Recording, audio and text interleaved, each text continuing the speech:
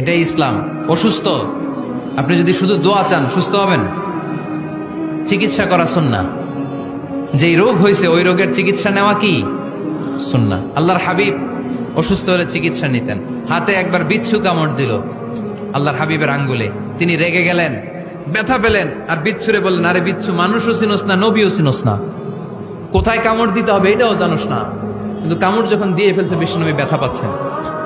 বিশ্বনবী সূরা ইখলাস পড়ে ফাতিহা পড়ে ফু দিতে লাগলেন, আর আম্মাজান আয়েশাকে বললেন লবণের পানি গরম দিয়ে ঢালতে থাকো। আম্মাজান আয়েশা লবণের পানি আনলেন। লবণের গরম পানির ভেতরে সোডিয়াম ক্লোরাইড আছে, ন্যাচারাল পেইন কিলার, ব্যথা নাশ করে।